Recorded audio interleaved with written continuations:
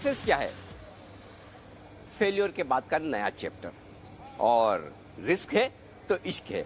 जी हाँ, ये हैं वो डायलॉग्स जिन्होंने आजकल धमाल मचा रखी है और शेयर बाजार के हर एक इन्वेस्टर और ट्रेडर्स की जुबान पर है। और वजह है वो शख्स जिसे आप चाहे प्यार करें चाहे नफरत करें, लेकिन उसे भुला नहीं सकते और उसे नज़रअंदाज नहीं कर सकते। कहते हैं ना इंग्लिश में, लव मी और hate me but you can't ignore me. जी हाँ, मैं बात कर रहा हूँ हर्षद मेहता की। और आजकल जो एक सीरीज, एक वेब सीरीज पूरी दुनिया में छाई हुई है, वो है 1992 द स्कैम। और इस पूरे किरदार को जीने वाले ये हैं हमारे साथ प्रतीक गांधी। प्रतीक, बहुत बहुत स्वागत है आपका। और जैसा कि आपका सबसे फेमस डायलॉग और पहला एपिसोड आपकी सीरीज का कि रिस्क है तो इश्क है, आपके लिए भी बड़ी रिस्क रही होगी और ज़िंदगी में काफ़ी रिस्क लिए आपने। बहुत सारे रिस्क लिए मैंने ज़िंदगी में। मैं खुद इंजीनियर हूँ, वहाँ से रिस्क लेके अच्छी खासी कॉर्पोरेट जॉब छोड़ के फुल टाइम एक्टर बनना बहुत बड़ा रिस्क था, वो भी लिया। ऐसे छोटे मोटे बहुत सारे रिस्क लिए मैंने। बिल्कुल। लेकिन आई एम श्योर कि इस रिस्क में आपको सबसे ज़्यादा मजा आया होगा अब तक जितने लिए, कि एक ऐसा चैलेंजिंग रोल जिसे पता नहीं लोग पसंद करेंगे नहीं करेंगे, लोगों को कैसा लगेगा। इसको जब ये प्रपोजल सामने आया तो क्या सोचा आपने? बहुत इंटरेस्टिंग बात मेरे लिए ये थी कि ऐसे किरदार को जीना, ऐसे किरदार को स्क्रीन पे वापस जिंदा करना, जिसके इर्द गिर्द बहुत सारी बातें हैं, बहुत सारी कहानियाँ हैं। बहुत सारे लोग उन्हें प्यार करते थे, बहुत सारे लोग उनसे गुस्सा थे, बहुत सारे लोग उनको विलन मानते थे। तो ऐसे कॉम्प्लेक्स किरदार को पेश करना एक एक्टर के लिए बहुत बड़ी चैलेंज होती है, उसी का मज़ा था। और जिन लोगों ने हर्षद मेहता को देखा है वो कहते हैं कि ऐसा लगा कि वापस हर्षद मेहता ही अपनी किरदार को जी रहे हैं जिस तरह से आपने जिया। लेकिन कभी कभी आपको ऐसा नहीं लगा कि कहीं कुछ ऐसा ना हो जाए कि लोग ये सोचने लगे कि मैं एक किरदार को बहुत ग्लोरीफाई कर रहा हूँ या उसकी काफ़ी मतलब यूँ कहूँ कि उसे बड़ा बनाने की कोशिश कर रहा हूँ? क्या कभी ऐसी फीलिंग आई? नहीं, हमने इस बात पे बहुत जोर दिया था, बहुत सोचा था और बहुत सोच समझ के ये निर्णय लिया था कि हम ना इसे हीरो बनाएंगे ना विलन बनाएंगे।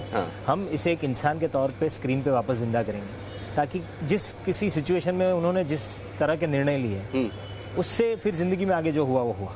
तो हम इसे सिर्फ एक इंसान बनाना चाहते थे और वही उसी की बात बताना चाहते थे। क्योंकि लोग सोचते कि कुछ लोग जिन्होंने वाकई में हर्षद मेहता का समय देखा और उन्होंने बड़ा पैसा बनाया, उसे हीरो मानते हैं। और कुछ लोग जिनके शायद पैसे डूबे भी होंगे जब बाजार तेज़ी से गिरा, तो उन्हें विलेन मानते हैं। लेकिन इस पूरी वेब सीरीज़ को देखने के बाद लगता है कि शायद वो इतने बुरे इंसान नहीं थे जितने दिख रहे हैं। क्या ये सही है? मैं भी यही मानता हूँ, क्योंकि जब ये 92 में जब हुआ था तब तो मैं बहुत छोटा था, मैं स्कूल में था। तो बहुत फेंट सी कुछ मेमोरी है मेरे ध्यान में जब मुझे पता चला कि ऐसा कुछ हुआ है और सब हिल गया है। वैसे भी मुझे फाइनेंशियल मार्केट कभी इतना समझ में आया नहीं था, मैं तो इंजीनियर हूँ, तो वैसे ही फाइनेंशियल वर्ल्ड से लेना देना था नहीं।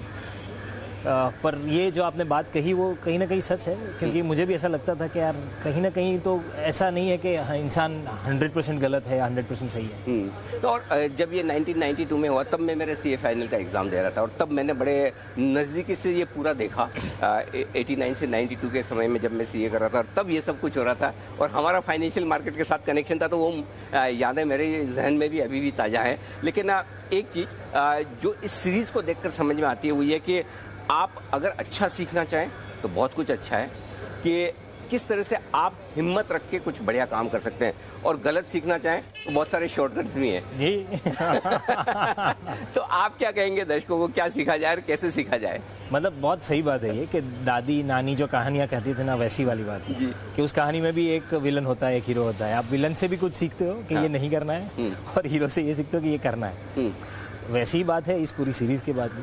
तो जहाँ तक फाइनेंशियल वर्ल्ड की बात है, मैं तो बहुत छोटा सा एक ही चीज़ समझ गया कि लॉन्ग टर्म इन्वेस्टमेंट वाला जो सिस्टम है ना, वो सही है, वही करना चाहिए। मेरे जैसे लोगों को तो एटलीस्ट वही समझता है। बिल्कुल। अच्छा, फ़र्ज़ करें कि अगर आपको मौका मिले हर्षद मेहता से एक सवाल पूछना हो आपको, तो ऐसा क्या सवाल पूछेंगे? आपने जो उनका किरदार निभाया, उनकी ज़िंदगी को जिया है, तो एक कोई ऐसा सवाल जो आपको लगता है कि मुझे हर्षद से पूछ के ही ये जवाब लेना है? अगर ये सवाल मुझे पूछना है तो मतलब मैं तो एक ही सवाल पूछूंगा कि कहाँ कहाँ इन्वेस्ट करना चाहिए। अब तो फ्लैशबैक में पता चलता है कि एसीसी और माजदा सही थे।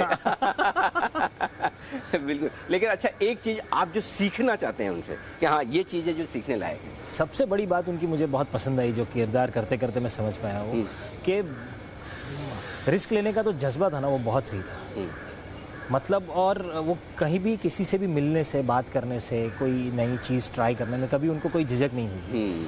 तो वो एक मुझे मार्केट का तो फंडा ही वो है कि रिस्क तो मतलब आप हर सेकंड में यहाँ तो लोग रिस्क लेते हैं। एब्सोल्युटली। और मतलब वही फाइनेंशियल वर्ल्ड का आई गेस रिस्क एक ही बहुत बड़ा इनपुट ऐसा है जिससे ये पूरी दुनिया चल रही है। बिल्कुल। और एक चीज़ ऐसी जो आपको लगता है ना ये मैं ज़िंदगी में कभी नहीं करूँगा, जो हर्षद मेहता ने की है, ये नहीं करनी चाहिए और ये नहीं करना चाहिए किसी को भी। मुझे लगता है एक चीज़ जो शायद वो कर लेते तो बहुत अच्छा ये होता कि कब रुक जाना है वो समझ लेना चाहिए इंसान को। हाँ, कब रुक जाना है। हाँ, कहीं कहीं तो एंड होना चाहिए, कहीं तो रुकना है। तो मतलब वो सही टाइम पे अगर रुक जाओ तो लाइफ सेट हो जाए। सिस्टम को इस्तेमाल करने की भी एक लिमिट है, उस लिमिट के बाहर मतलब ठीक बात है। अच्छा, आपने जब ये सीरीज की तो जाहिर सी बात है कि मार्केट को तो गोल कर पी लिया होगा, एकदम पूरा मतलब जिया होगा अच्छे से। तो वो आपका जो फेमस डायलॉग है कि मार्केट 4 चीज़ों से बनता है, जरा वो बताइए। अरे बाप रे। खैर अभी मुझे पूरा डायलॉग याद नहीं होगा, पर मार्केट 4 चीज़ों से बनता है सब। वो उसमें एक इनसाइडर ट्रेडिंग भी था। मैं बता दूं आपको। हाँ जी। टिप्स, इनसाइडर ट्रेडिंग, रिसर्च और चौथा रिस्क है। रिस्क। उसमें थोड़ा रिस्क का तड़का मिला दिया जाए। सो एक तो टिप्स है जिसे कुछ लोग इनसाइडर ट्रेडिंग के तौर पे भी यूज़ करते हैं, और कुछ है मार्केट रिसर्च का टिप है। फिर मार्केट रिसर्च है जो कि कंपनी का पूरा बही खाता लेके कंपनी कहाँ जा रही है, क्या नया हो रहा है, उस सब से रिसर्च करते हैं। और फिर आखिरकार एक मेन चीज़ रिस्क तो है ही है। एब्सोल्युटली। और रिस्क है तो इश्क है, ये तो आप आए गए सब जानते हैं। लेकिन ये बताइए कि ये शुरुआत में जो आपने पहला एपिसोड रखा इस सीरीज का, उसका टाइटल ही यही रखा, और ये टाइटल बहुत कैची है और बहुत लोगों को पसंद आ रहा है। इसके पीछे क्या थॉट था? इसके पीछे थॉट आई गेस मुझसे बेहतर जवाब शायद हमारे राइटर और डायरेक्टर दे पाएंगे, पर मेरी जितनी उनसे बात हुई थी, इसके पीछे का सबसे बड़ा रीज़न ये था कि वहाँ से जो उनकी जर्नी शुरू हुई, चौल में रहने वाला एक लोअर मिडिल क्लास का बंदा जिन्होंने सोचा कि मैं इस दुनिया का हिस्सा बनूंगा, जो कि कभी ऐसा होता था कि सिर्फ ब्लेजर और टाई वाले लोगों के अलावा कोई शायद उसका हिस्सा नहीं बन पाता था, या बहुत दूर की बात लगती थी। तो वो एक रिस्क लेके एक ऐसी दुनिया में घुसे जहाँ पर उनकी जगह कभी थी नहीं शायद, और वहाँ जाके जगह बनाई। तो इस लॉजिक को लेके उन्होंने रिस्क है तो इसके रिस्क आपने भी ली। आप कह रहे थे कि मैंने तो इंजीनियरिंग की पढ़ाई की और एक अच्छे खासे इंजीनियर, बढ़िया फर्स्ट क्लास आप बन सकते थे। ये कहाँ इतनी स्ट्रगल वाली, अब तो खैर स्ट्रगल नहीं रही, लेकिन स्ट्रगल वाली और बड़ी चैलेंजिंग लाइन में आ गए। मुझे पर्सनली ये लगता है कि चैलेंज और स्ट्रगल की जहाँ तक बात है ना, तो वो हमेशा आपको अपने मतलब पैरों पे खड़ा रखता है। हाँ। कि हमेशा भागने पे मजबूर करता है। So that keeps you going. So that is one part. The other part is passion. हाँ। हमारा पूरा फील्ड सिर्फ पैशन से चलता है। एब्सोल्युटली। सो वो एक चीज़ ऐसी है जो रात को सोने नहीं देती, तो फिर हाँ, तो फिर उसके आगे कुछ नहीं होता। बिल्कुल। तो चलिए, जो ऐसा ड्रीम आपको सोने न दे, बिल्कुल वो ड्रीम कहाँ पूरा होता है? वो पूरा होता है ड्रीम बीएससी की रिंग में। या वही है पूरा एक्शन का फील्ड। तो आइए प्रतीक से कुछ और बातें करते हैं, चलते हैं बीएससी की रिंग में, जहाँ पर हर्षद मेहता की स्टोरी का एक्चुअल एक्शन उस जमाने में हुआ था, 1992 और उससे पहले। तो आइए वहीं पर चलते हैं।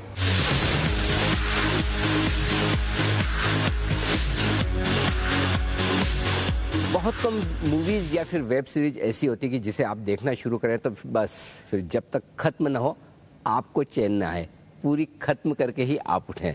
जी हाँ, ऐसी ही एक सीरीज जो इस वक्त पूरी देश और दुनिया में धूम मचा रही है, 1992 स्कैम की हर्षद मेहता की स्टोरी, और उनका किरदार निभा रहे हैं प्रतीक गांधी। प्रतीक हमारे साथ हैं, और ये वो जगह है जहाँ पर पूरा का पूरा एक्शन हुआ था उस जमाने में, जब ये सीरीज की स्टोरी बन रही थी, लोग जी रहे थे इसको, और अब ये स्टोरी आपके सामने वेब सीरीज के तौर पर आई है। और प्रतीक, जब आपका इंटरव्यू करने का मैंने सोचा तो एक डायलॉग मैंने ज़रूर याद किया था। उसमें कहा था कि मेरा इंटरव्यू करने के पहले मुझे जान लेना, क्या है कि जान लोगे तो मान लोगे।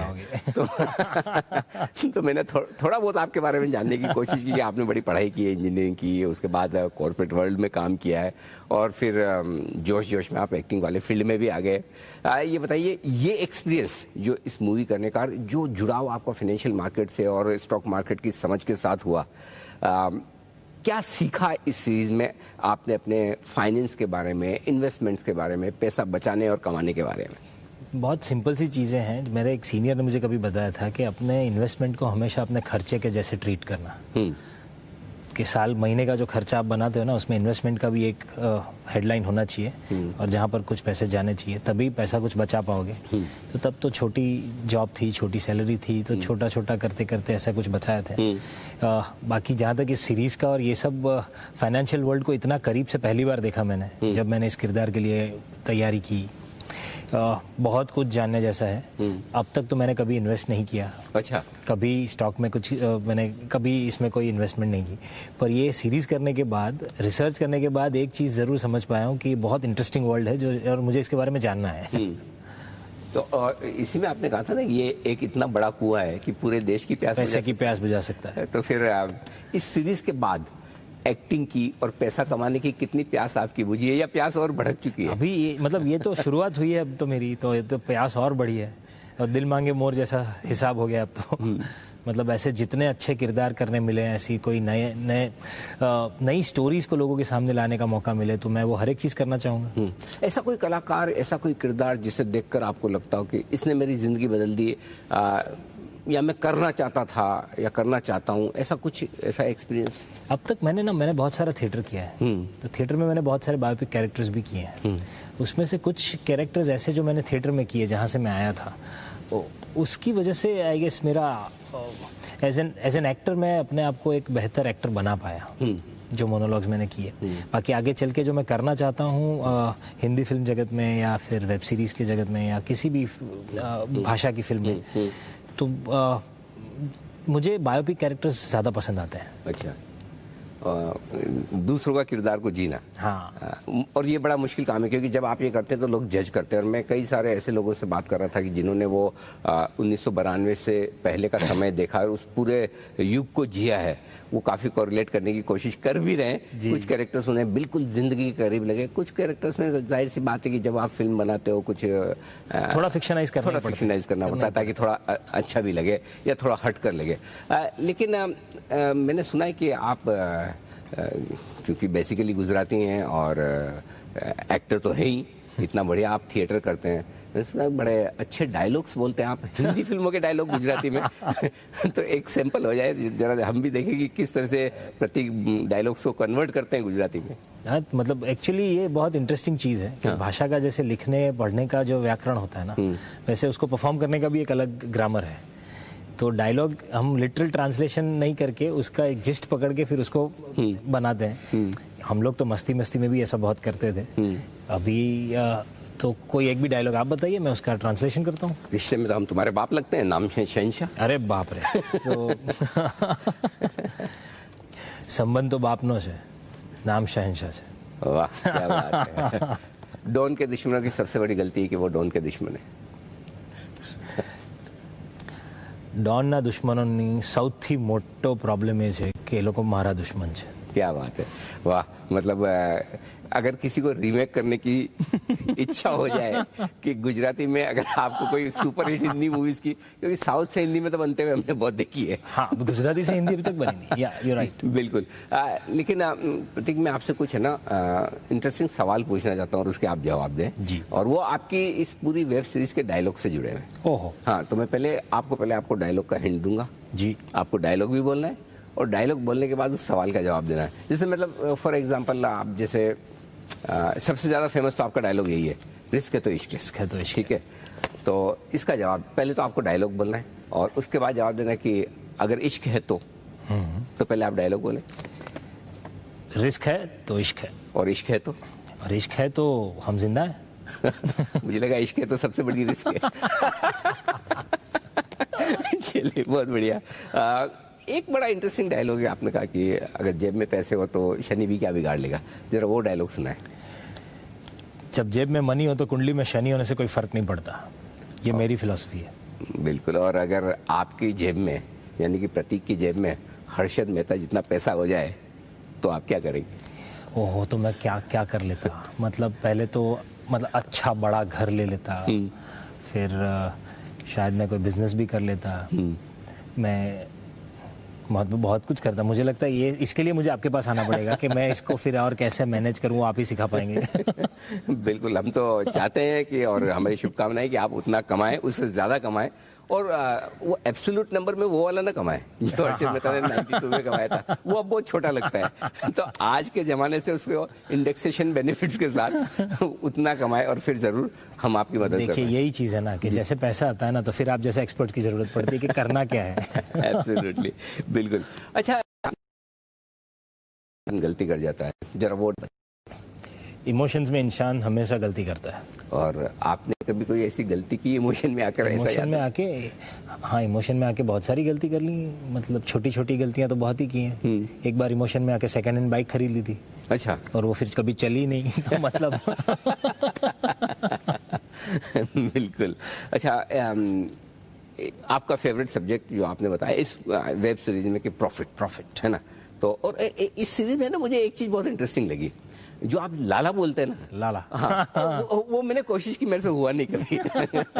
वो तो मुझे मतलब सबसे ज्यादा मुझे अगर कोई पसंद आया तो ये आपका बोलने का अंदाज। तो पहले तो ये डायलॉग सुनाए आप। लाला ओल्ड स्कूल हो या न्यू स्कूल, हर एक स्कूल में एक सब्जेक्ट कंपलसरी होता है, प्रॉफिट, और वो मेरा फेवरेट सब्जेक्ट है। आपका फेवरेट सब्जेक्ट प्रॉफिट, और स्कूल में आपका फेवरेट सब्जेक्ट कौन सा था? स्कूल में मेरा फेवरेट सब्जेक्ट होता था मैथ्स। मैथ्स? अरे वाह, जिससे लोग ज्यादातर डरते हैं। हाँ मुझे बहुत मजा आता था मैथ्स में। तभी इंजीनियरिंग कर पाए। बिल्कुल, ओके। एक और डायलॉग जो जेब में लाइटर जरूर रखता हूँ, जरा वो सुनाइए। मैं सिगरेट नहीं पीता पर जेब में लाइटर जरूर रखता हूँ धमाका करने के लिए। प्रतीक ने कब धमाके किए, कौन से धमाके किए, जरा दो चार धमाके आपके बताइए। सो मेरे दो चार धमाकों में तो स्कूल में ऐसे छोटे मोटे बहुत धमाके किए थे, पर क्योंकि मेरे पिताजी उसी स्कूल में टीचर थे तो मतलब सबसे बड़ी टेंशन ये होती थी कि पकड़े नहीं जाना है। धमाका भी करना है, धमाका भी करना निकलना है, बचकर भी निकलना है। तो वो एक मतलब हर बार जब ग्रुप में मस्ती होती थी तो जुड़ जाते थे और फिर शांति से साइड पे चले जाते थे कि ग्रुप को पकड़ो, मैंने कुछ नहीं किया। इस सीरीज के बाद नेक्स्ट क्या, अब क्या, इसके बाद अब कैसे जिंदगी बदल रही, क्या कुछ नया हो रहा है आपकी लाइफ में? ये जो सीरीज हुई है वो मेरी जिंदगी का बहुत बड़ा माइलस्टोन बन चुका है। इसके आगे लोगों का बतौर एक्टर मुझे देखने का नजरिया भी बदल गया है। लोग थोड़ा और सीरियसली लेते हैं। इससे मेरा भी मेरे क्राफ्ट के प्रति एक जो फेथ था, एक ट्रस्ट था, वो भी बढ़ा है कि मैं जैसे करता हूँ, जैसे सोचता हूँ, शायद लोगों तक बात पहुँच रही है। तो वो भी एक विश्वास बढ़ा मेरा। पर अच्छे ऑफर्स आ रहे हैं, अच्छी फिल्म्स, वेब सीरीज। सो अभी पहले जब ऐसा होता था कि यार कुछ नहीं है उसमें से सिलेक्ट करना था, अब 4-5 ऑप्शन में से एक सिलेक्ट करना है, तो it's a better position. Absolutely. और एक मौका आपको मिलेगा, कोई बड़ा धमाका करना है, एक विश दे दी जाए, ऊपर वाला कहेगा जाओ प्रतीक जो मर्जी आए कर डालो, क्या करेंगे? जो मर्जी आए कर डालो। तो पहले तो मैं कोविड वैक्सीन ढूंढ लूँ। वाह, अगर ये कर पाऊँ। क्या बात है, क्या बात है। ये बड़ी बात है, ये बड़े दिल वाली बात है कि आप अपने बारे में सोचने के बजाय पूरी देश दुनिया के बारे में। क्योंकि रहना तो जगत में ही है, अगर जगत ठीक तो हम ठीक, वैसी बात है। सही बात है, बिल्कुल ठीक बात है। एक और जो आपका डायलॉग है समय खर्च करने का, टाइम खर्च करने को लेकर, पहले वो डायलॉग बताइए फिर मैं सवाल पूछूंगा। क्या अभी अपने पास खर्च लाला आज अपने पास टाइम के अलावा खर्च करने को है क्या? अगर ये खर्च नहीं किया तो हम खर्च हो जाएंगे। और अगर आपके पास बहुत टाइम है तो आप किसके साथ खर्च करना चाहेंगे? मैं मेरे परिवार के साथ खर्च करना चाहूँगा। बिल्कुल, वो तो एकदम फर्स्ट चॉइस है। उसके अलावा क्या, ये वो तो आपको बोलना ही पड़ेगा। क्योंकि ये पूरे शो को मैं आपकी फैमिली के पास भेजने वाला हूँ। उसके अलावा कौन? उसके अलावा मैं थिएटर करना चाहूँगा, बहुत सारा थिएटर करना चाहूँगा। वो आप कर रहे हैं? हाँ, कुछ ऐसी चीज चाहता हूँ जो हमें पता नहीं है, जो मैं अभी तक कर नहीं पाया। हाँ, वो जो आप क्या करना? तो मैं बहुत ट्रैवल करना चाहता हूँ। हाँ, मैं पहाड़ों में घूमना चाहता हूँ, जो मैं शायद अब तक कभी कर ही नहीं पाया। जो आपने कहा ना इस सीरीज में कि गुजरातियों के लिए धंधा धर्म से भी बड़ा होता है, वो डायलॉग बताएं। लाला, गुजरातियों के लिए धंधा धर्म से भी बड़ा होता है। और आपके लिए धंधे से बड़ा क्या है आपके लिए, या एक्टिंग से बड़ा क्या है? एक्टिंग से बड़ा मेरे लिए पैशन है। मतलब पैशन एक चीज़ ऐसी है जो मुझे बहुत सारी चीज़ों में पैशनेट फील होता है। मतलब मैं आपको अच्छा कंपेयरिंग करता देखूं, आपको अच्छे टिप्स देते हुए देखूं, तो मुझे लगता है कि यार ये चीज़ भी कर लेनी है, ये भी सीख लेना है। ओके, गजब, बहुत बढ़िया। अच्छा, एक वो बड़ा फेमस सा डायलॉग है, जलेबी फाफड़ा और लोचा लफड़ा वाला, वो डायलॉग बताइए जरा। लोचा लफड़ा और जलेबी फाफड़ा को गुजराती की लाइफ से कोई नहीं निकाल सकता। और प्रतीक की लाइफ में ऐसी 3 चीजें जो कोई नहीं निकाल सकता? मेरी लाइफ में 3 चीज़ें जो कोई नहीं निकाल सकता, सिर्फ खाने की बात करूँ तो घर की रोटी सब्जी और दाल। हाँ। और बाकी खाने से हटकर? खाने से हटकर, खाने से हटकर तो मेरी लाइफ में 3 चीज़ें जो बहुत इम्पोर्टेंट है, वो मेरा परिवार, मेरे दोस्त और मेरा पैशन। परिवार, दोस्त, पैशन। क्या बात। इतने में मतलब आराम से ज़िंदगी कट जाएगी। वाह, बहुत ही बढ़िया। और प्रॉफिट दिखता है तो हर इंसान झुकता है। प्रॉफिट दिखता है तो हर कोई झुकता है। हर कोई झुकता है, क्या बात है। आप किसके सामने झुकेंगे? हम तो मतलब ऊपर वाले के सामने ही झुकेंगे। क्योंकि बाकी सारी तो चक्कर उसी के हाथ में है। एक आपने बात कही थी कि ये ऐसा कुआं है जो पूरे देश की प्यास बुझा सकता है। क्या इस सीरीज को करने के बाद वाकई में आपको ऐसा लगता है कि स्टॉक मार्केट इन्वेस्टमेंट एक ऐसी चीज है जो गरीब से गरीब आदमी को भी अमीर बना सकती है अगर आप ढंग से तरीके से काम करें? मुझे लगता है कि ये इन्वेस्टमेंट, स्टॉक मार्केट, ये जो पूरा वर्ल्ड है ना, ये बहुत इंटरेस्टिंग दुनिया है। मतलब पहले ऐसा लगता था मुझे कि यार जब थोड़ा पैसा आ जाएगा, स्पेयर मनी होगा, तब जाके इन्वेस्ट करेंगे। पर यही पैसा आपको कमा के दे सकता है। तो वो जो एक डिसिप्लिन्ड इन्वेस्टमेंट है वो सीखने की ज़रूरत है। तो मुझे लगता है हाँ, ये है बहुत बड़ा कुआं है, ये दरिया है एक्चुअली। और इसी पर वो एक डायलॉग आप बता दीजिए कि सबसे बड़ा जोखिम? सबसे बड़ा जोखिम तो जोखिम ना लेने में है। इस मार्केट में सबसे बड़ा जोखिम ना लेने में है। उस पर मैं भी आपसे एक पूछना चाहता था जी कि जोखिम कम कैसे किया जाए, ये आप लोगों को सिखाते हैं, तो आप करते कैसे? नहीं, देखिए उसमें प्रतीक जी बहुत सिंपल है। जो आमतौर पर इन्वेस्टर्स और ट्रेडर्स ये करते हैं कि वो ये समझते हैं कि मेरी रिस्क मार्केट के मूवमेंट से कम हो जाए, कि मैं जैसा सोचूं वैसा ही बाजार हो, और वो कभी नहीं होने वाला है। You can never time the market, possible ही नहीं है। और जैसा मैं सोचूं वैसा बाजार हमेशा होगा, ऐसा पॉसिबल ही नहीं। तो आप बाजार को बदल नहीं सकते। हम हमारे व्यूअर्स को ये कहते हैं कि आप बाजार को मत बदलिए, अपने आप को बदलिए, बाजार के हिसाब से अपने आप को बदलिए। और अपने आप को बदलने का मतलब ये कि इंट्रोस्पेक्ट करिए, मेरी कितनी ताकत है रिस्क लेने की और मुझे कितनी कमाई करनी है। रिस्क और रिवॉर्ड दोनों साथ में चलते हैं। तो हम ये कहते हैं कि उसे बदलने की कोशिश मत करिए जो नहीं बदलने वाला है। अगर हमने अपने आप को बदल लिया और हमने अपने आप को पहचान लिया कि हमारी रिस्क लेने की ताकत कितनी है, तो फिर काम हो गया, फिर आपकी कमाई पक्की है। लेकिन होता है कि प्रॉब्लम ये कि लोगों को कुछ ही दिनों में करोड़पति बनना है। हाँ, वो तो मतलब शॉर्टकट तो हर एक आदमी ढूंढ रहा है। और मुझे पता है कि आप 39 साल के हो चुके हैं, अब जाकर आपने वो सक्सेस देखी है जिसके लिए आप शायद ख्वाब देख रहे होंगे। तो वक्त लगता है। और ये वही है, मतलब एक्चुअली पेशेंस मार्केट में भी मैंने जितना लोगों से, हम लोग जब इसकी तैयारी कर रहे थे, मैं किरदार के बारे में समझ रहा था, फाइनेंशियल वर्ल्ड के बारे में जब समझ रहा था, सो पेशेंस एक वर्ड ऐसा है जो सब ने बताया कि मार्केट में टिके रहना, पेशेंटली, सिस्टमेटिकली, डिसिप्लिन वे में आप अपने आप को मार्केट में बनाए रखें, इन्वेस्ट करते रहें, तब जाके आगे कुछ दिखेगा। तो फिर जो आपने वो डायलॉग बोला है इस सीरीज में, उस पर तो भरोसा न करें ना कि मुझे पापड़ बेलना नहीं है, सीधा तल के खाना है। और वो भी कांदा टमाटर के साथ मसाला पापड़। तो सबसे बड़ी लर्निंग आपकी इस सीरीज से रही है, और जो इन्वेस्टर्स जो देख रहे हैं इस पूरे शो को, उनको क्या मैसेज देंगे? मेरी सबसे बड़ी लर्निंग जो इस सीरीज से रही, वो मतलब एक बहुत नॉर्मल कॉमन मैन के तौर पे मैं जो समझा वो मैं बता रहा हूँ कि सपने देखना बुरी बात नहीं है, सपनों के पीछे मेहनत करना भी बुरी बात नहीं है। सिर्फ एक चीज़ का ध्यान रखना चाहिए कि कभी सपने के गुलाम बन के आप अपने पैशन को ग्रीड में बदलता हुआ देख लो। गलत ना करो। पैशन जैसे ग्रीड में बदल रहा है ना, उधर रुक जाओ। एक बहुत थिन लाइन है, और पता नहीं चलेगा, क्योंकि हम तो दौड़ रहे हैं ना, तो हमें तो पता ही नहीं चलेगा। तीसरा आदमी जो देख रहा है शायद वही देख पाएगा ये। तो ये ऐसे जो मतलब जैसे हर्षद मेहता की लाइफ में उनके भाई थे जो उनको बार बार टोक रहे थे, मैं सीरीज की बात कर रहा हूँ, तो बार बार उनको बता भी रहे थे कि इसके आगे मत जाना, अब रुक जाना, बहुत हो गया। पर क्योंकि आप दौड़ने में इतना मशरूफ हो कि आपको कुछ सुनाई नहीं दे रहा, कुछ दिखाई नहीं दे रहा। कभी आपको भी लगा कि हाँ, इस पॉइंट पर हर्षद मेहता को रुक जाना चाहिए? हाँ, मुझे लगा, मुझे खुद लग रहा था कि मैं रोक लूं कि अभी मत करो यार, इसके आगे मत जाओ। चलिए, बढ़िया है। लेकिन एक चीज़ ज़रूर करना चाहूँगा प्रतीक, आपने जिस तरह से इस किरदार को जिया है वो ज़बरदस्त है।